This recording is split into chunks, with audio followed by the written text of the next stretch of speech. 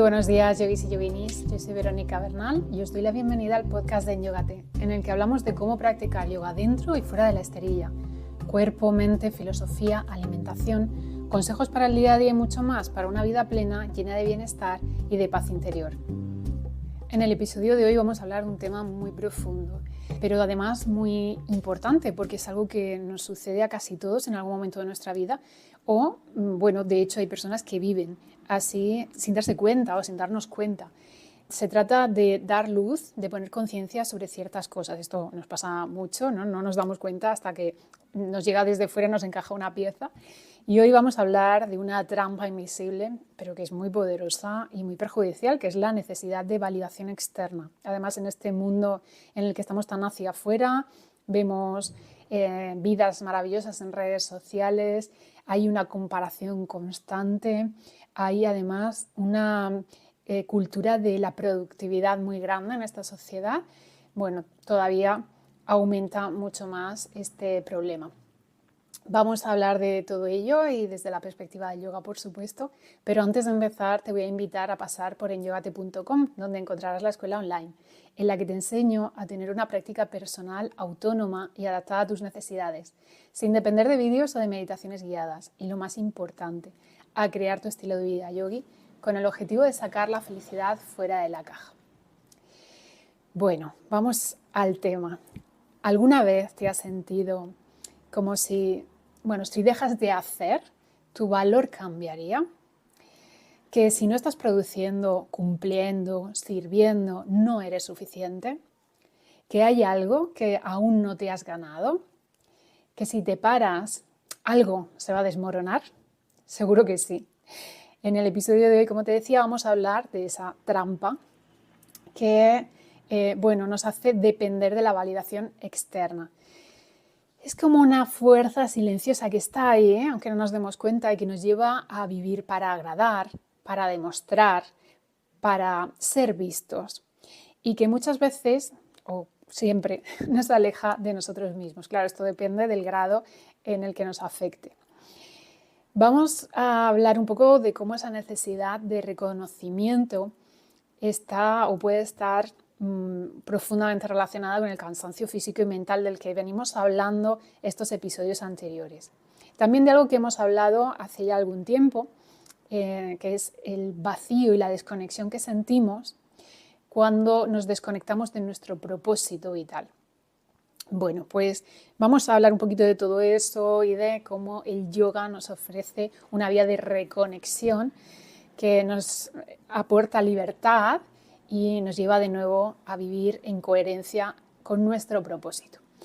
Bueno, una vez hecha esta introducción, para que sepas de qué vamos a hablar y te pongas en contexto, seguro que te ha pasado o que ves a muchas personas que les pasa, quizá a una persona muy cercana, o en algún momento de tu vida. Esto yo creo que nos pasa a todos en mayor o menor medida o en algún momento de nuestra vida, que la vida se convierte en una lista interminable de tareas, de compromisos, de obligaciones y también algo muy importante, las expectativas por cumplir, las expectativas que nos vienen heredadas de nuestra historia familiar, también las expectativas que vienen del trabajo, por ejemplo, o que vienen de la sociedad.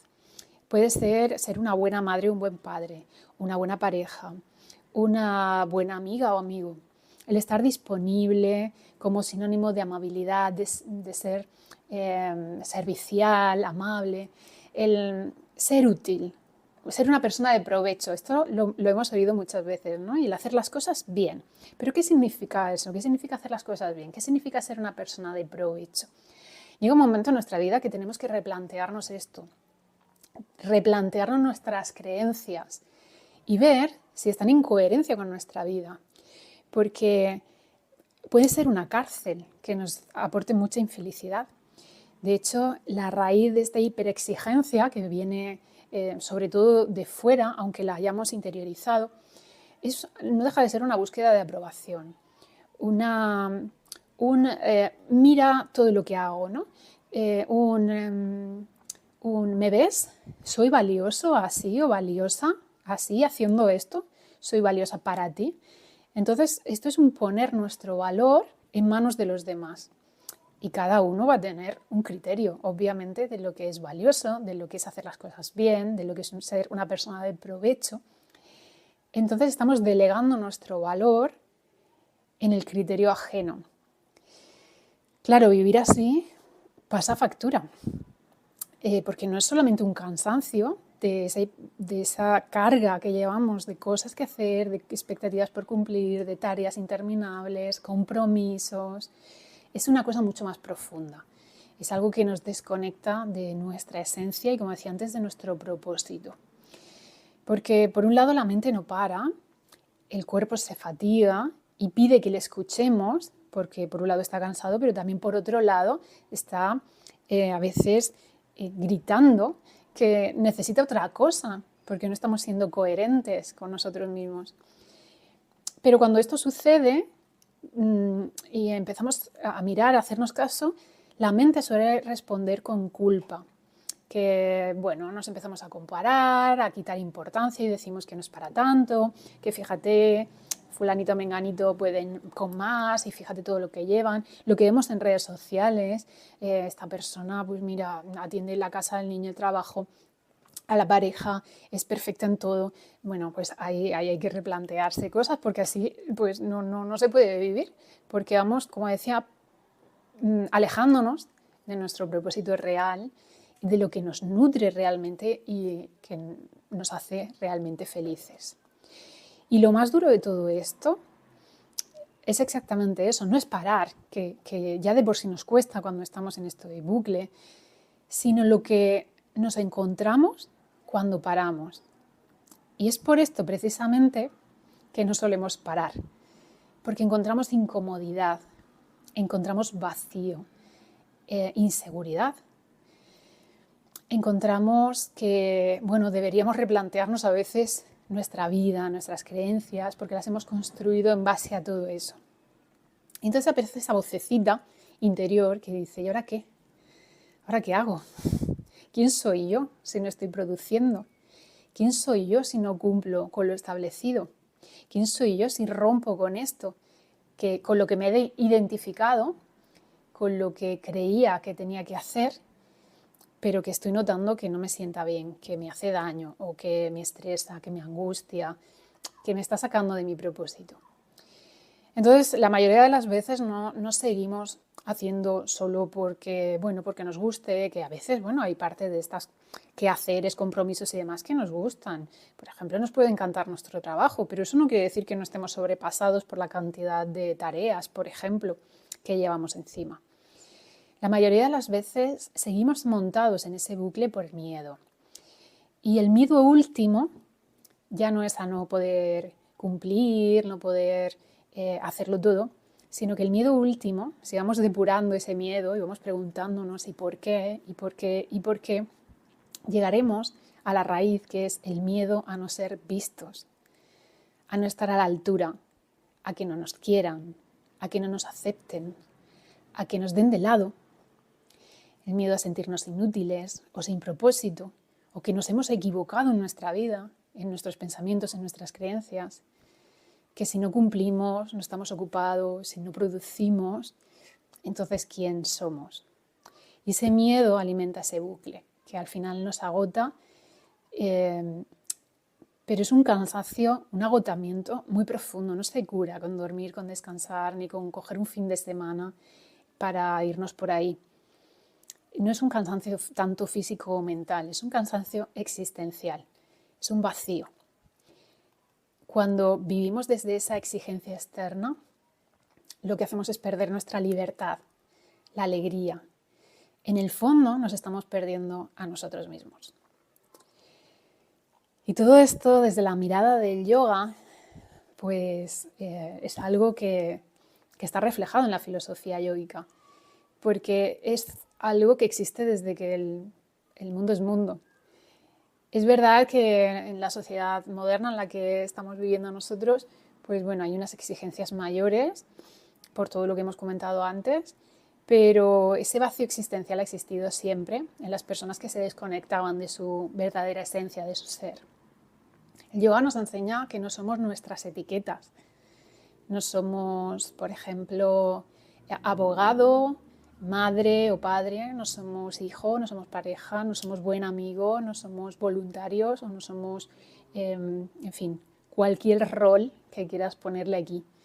Tú no eres las funciones que cumples, eres mucho más. Esas son cosas que tú haces.